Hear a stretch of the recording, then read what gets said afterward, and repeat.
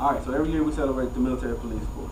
All right, the purpose we celebrate the Military Police Corps is to understand where we came from as a heritage, as a corporation, as a business. All right, we're set to hold the standards for a reason. Right? Have you ever wondered why you're held above your peers from other MOSs? Because you are the standard. People look to you as what right looks like. All right? So we've been around for only 74 years. The Military Police Corps has only been around for 74 years, but our responsibilities and our duties have been around as early as the Revolutionary War.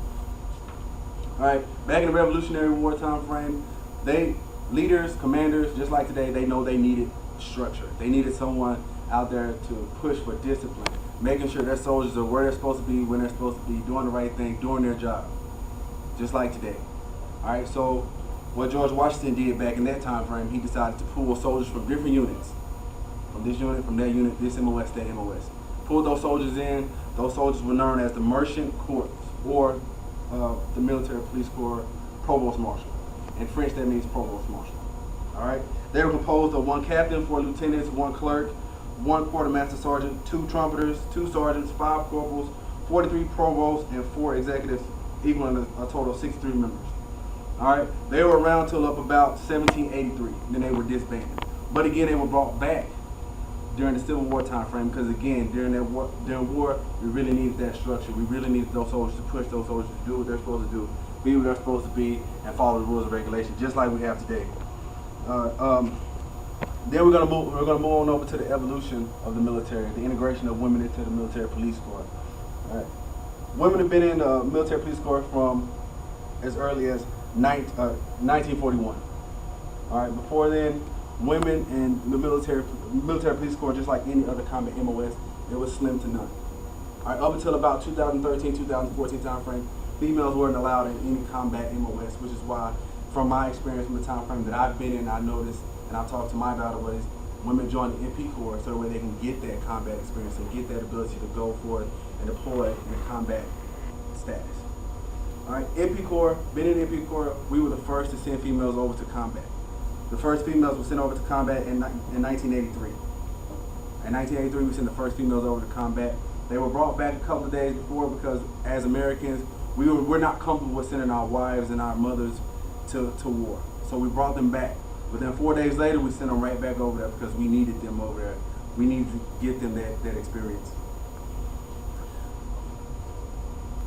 All right, so to go over some of the accolades that females have accomplished in the Military Police Corps. Lieutenant Livingston was one of the first female MP officers to go through the pilot program.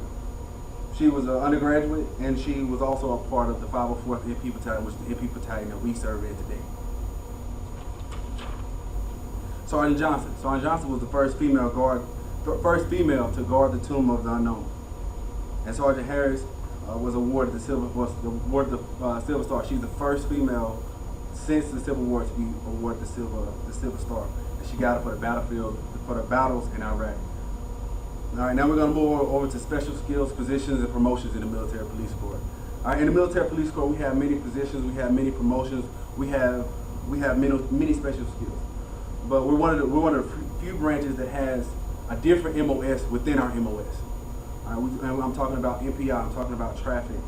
All right, MPI being one of the ones that we hold to a higher standard. Why? Because in order for you to get MPI, you have to be hand selected from your commander. Your company commander have to hand select you and say, hey, this soldier, I feel like this soldier is better than this soldier. I feel like this soldier holds the standard. This is what right looks like. Of course, you have to go through a screening. You have to go through interviews with your commander. But it shows that we're held to a higher standard for a reason. We have to. If I don't do my job, I could cause somebody to lose their life. If you don't do your job, you could cause somebody to lose their life.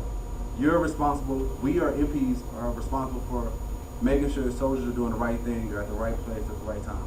All right. Just like from revolutionary time frame to now, we're responsible for arresting people, making sure no one is drinking and driving, following all rules of the road, larcenies, and so forth and so on.